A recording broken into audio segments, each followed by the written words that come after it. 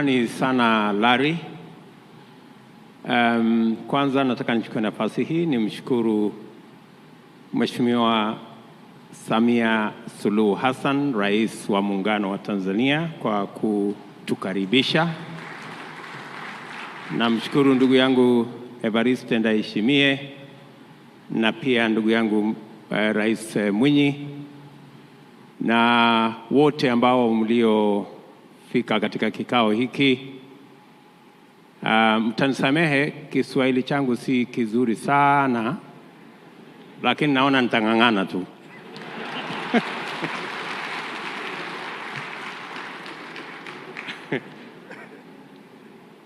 Kwanza nataka nishukuru Mheshimiwa Rais kwa kuchukua nafasi na kuungana nasi katika kongamano kubwa la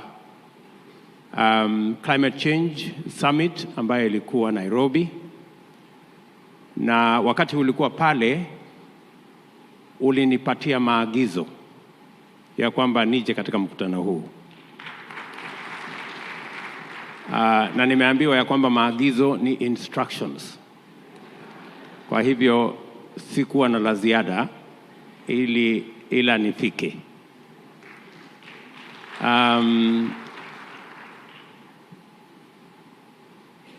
Nyinyi majirani zetu mkitaka kutuangamiza mnasema tuongee Kiswahili.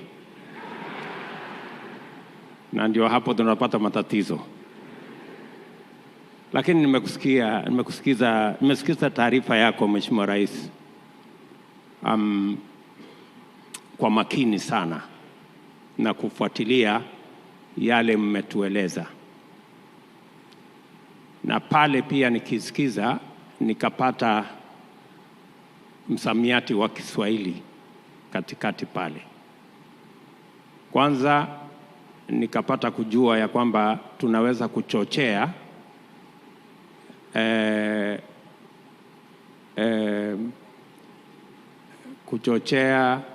kilimo biashara. Kule kwetu uchochezi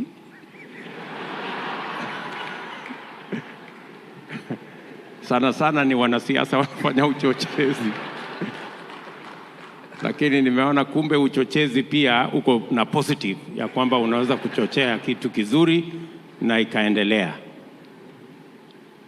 Pale pia nimepata kuelewa kwamba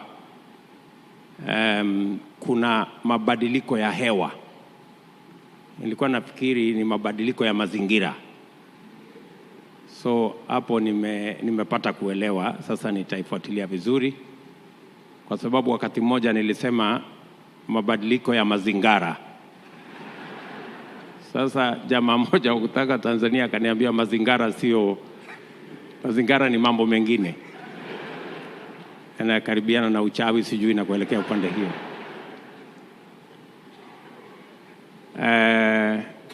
Lakini pia nikasikia umetueleza na nakubaliana na wewe 100%. Kwa muda mrefu tumekuwa walalamikaji.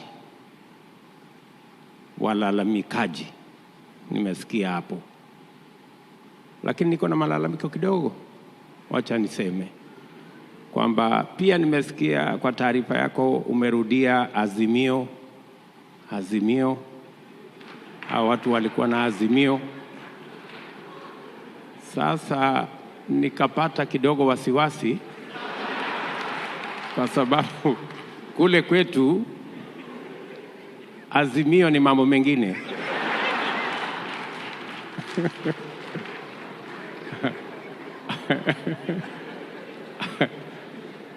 Azimio ni chama ya upinzani kuna fujo kweli.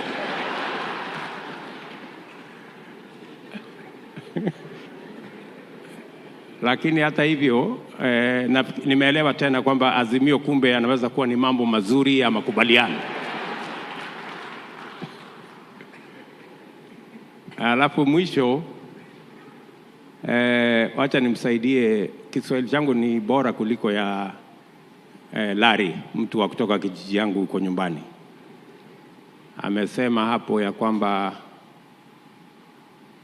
mnatuzungumzia na Kiingereza ambayo sio kizuri, na sisi tunaongelesha Kiswahili ambazo sio kizuri. Vile alikuwa anataka kusema ni kwamba mnatuzungumzia na Kiswahili sanifu, na sisi tunawazungumza. Happy to participate in this very important forum around the most important subject of our time, about food. In fact, I will tell you that the last campaigns in Kenya were centered around food. The cost of food, the cost of living is in proper context because it speaks to a very important subject, not just globally, not just regionally, even in Kenya, it's a very important subject. And it is an important subject because without many things, you can live without technology, you can fail to have airtime and many other things, but food is something very emotive, and therefore it is important as leaders working with all the other stakeholders to think, to plan, and to do everything possible to make sure we get it right.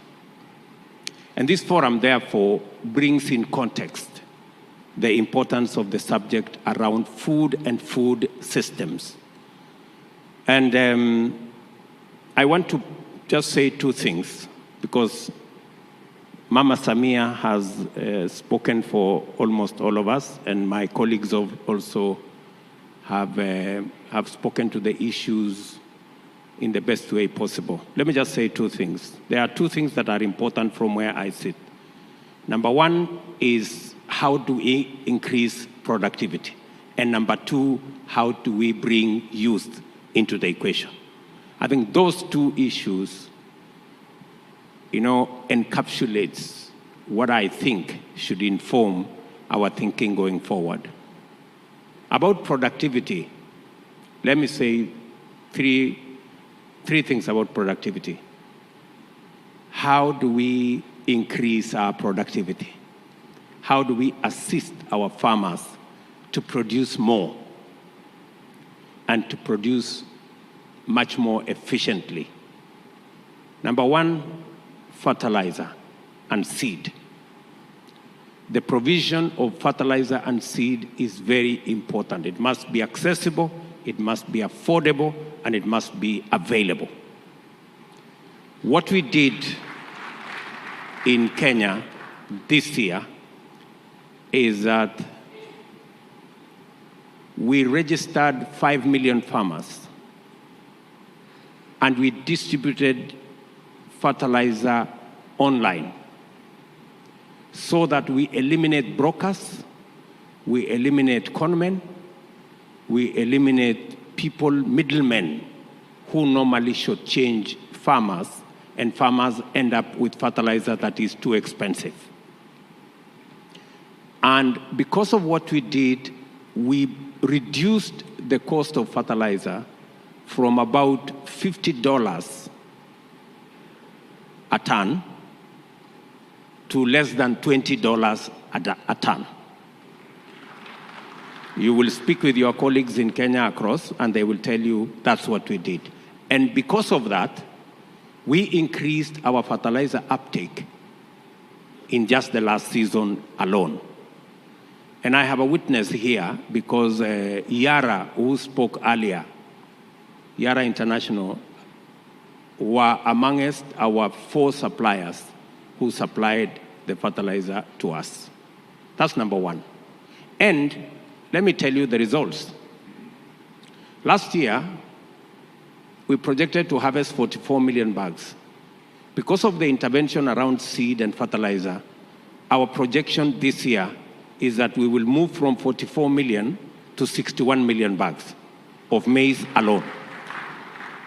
That is what the correct seed, the correct fertilizer, and affordable fertilizer and accessible fertilizer and seed will do to our farming. Because we just need to be practical about how we want to take this forward. And let me say something about the correct fertilizer. You know, we've been using DAP in Kenya for a long time. This year, I made a policy decision that we are not going to allow any importation of DAP into Kenya. And that is what we did.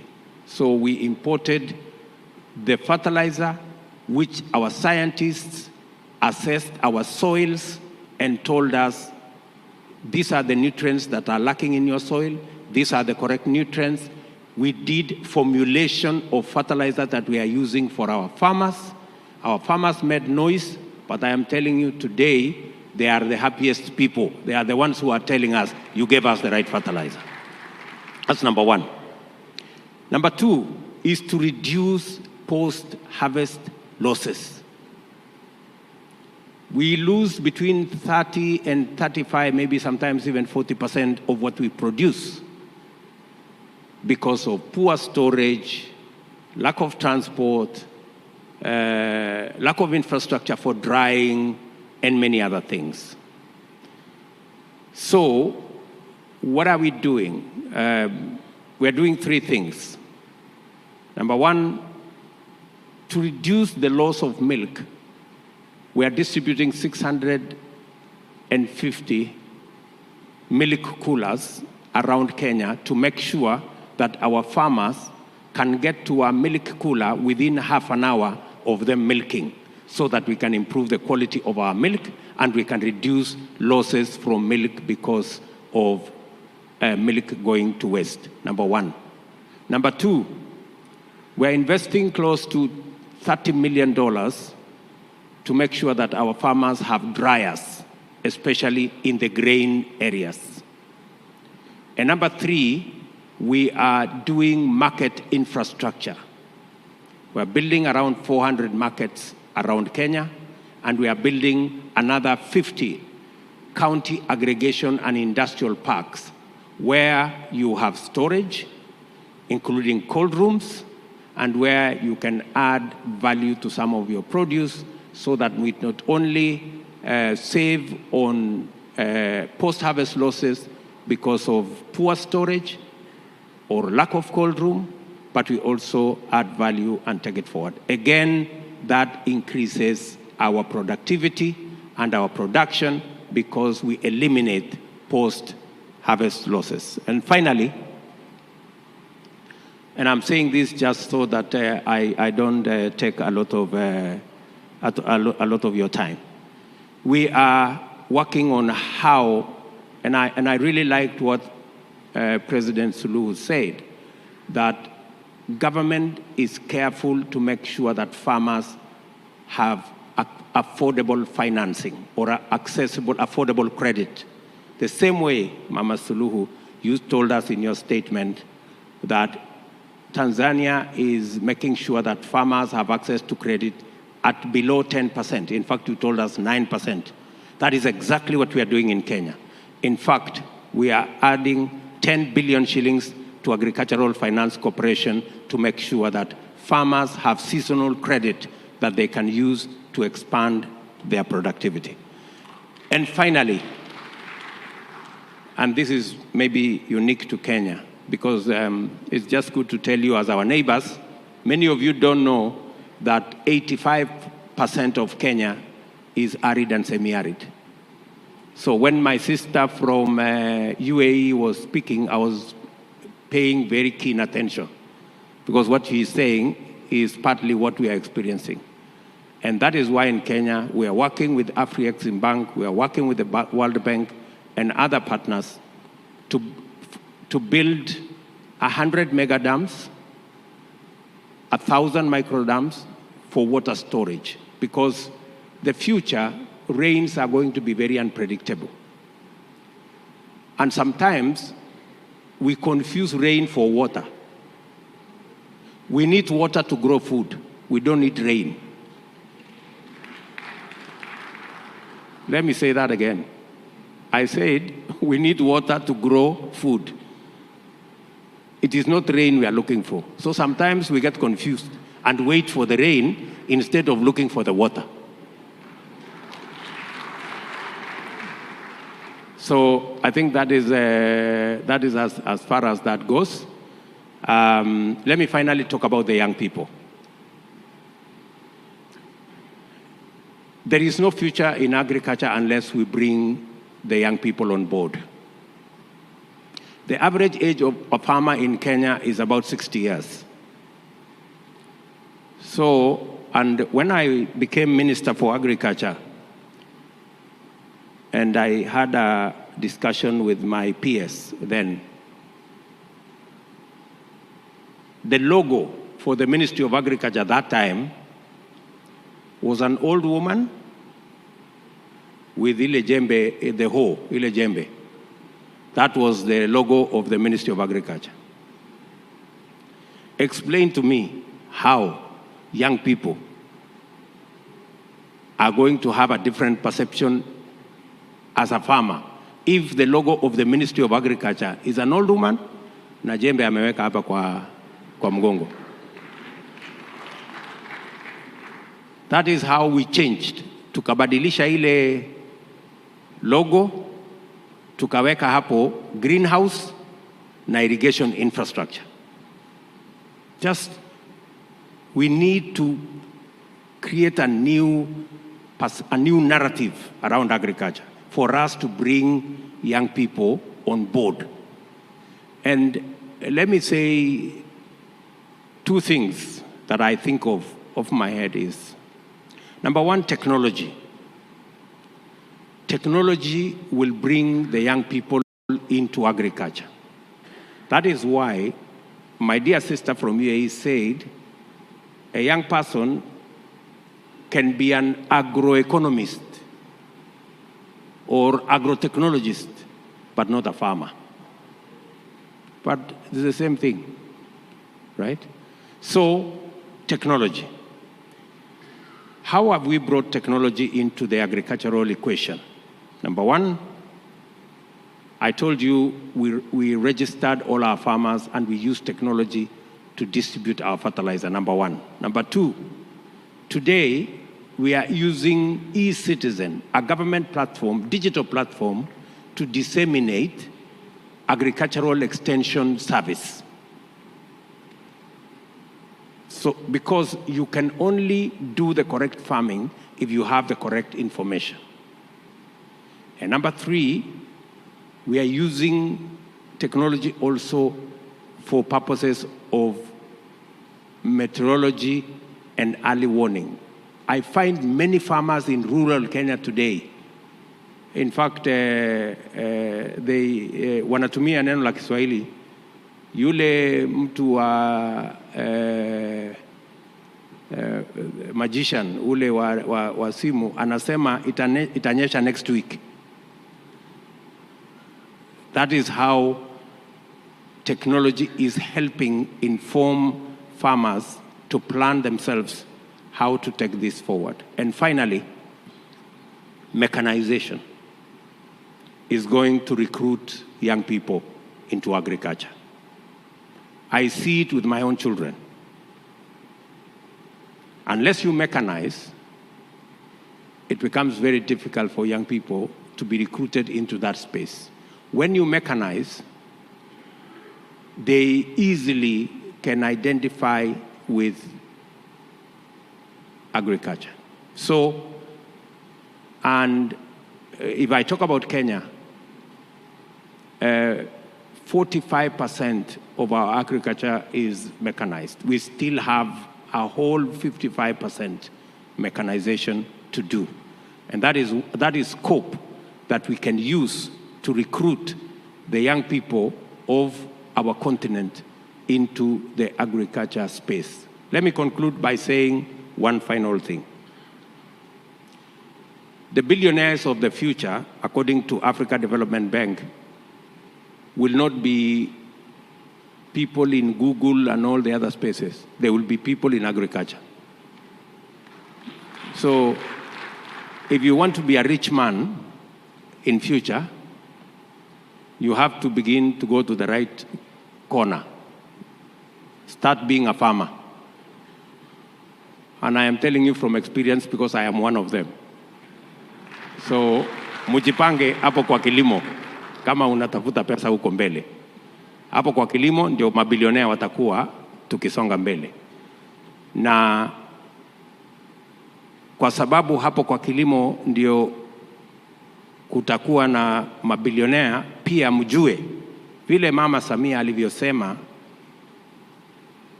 I think they say thuluthi mbili, 65% ya ardhi ya kilimo, arable and uncultivated land, iko katika bara letu la Afrika. Therefore, we have the greatest potential in this continent in the agricultural space, and we should take advantage of it. Kwanza nyinyi ndugu zetu wa Tanzania, mko na mvua nyingi kutuliko sisi wa Kenya. Nyinyi ndio mungekuwa mnazalisha chakula kingi ya East Africa. Na mnafanya bidii, ni vizuri sana, mnafanya bidii. Tunatumia chakula kingi kutoka Tanzania kule Kenya. Lakini kuna watu wachache pale kwa mpaka. Kuna watu wachache wakorofi, watu wajeuri, na saa zingine wazembe. Wanafikiria kwamba mpaka ni ya kuzuia ama ni kizuizi. Hapana, mpaka ni daraja, ni kivukio. Kwenda Kenya ama kuja Tanzania. Si namna hiyo? Na namshukuru sana Mama Samia, ametusaidia kuwakalia hawa watu wa pale mpakani. Walikuwa wametunyanyasa sana, lakini siku hizi tumepata nafuu. Na mjue ya kwamba biashara kati ya Kenya na Tanzania is almost balanced. You just need to sell us more food and then it will be balanced. Mambo kwisha, si ndio? So mujipange hapo. Nimewaibia siri. Sasa msipotumia shauri yenu. Whatever you do with that information is up to you. Asanteni sana.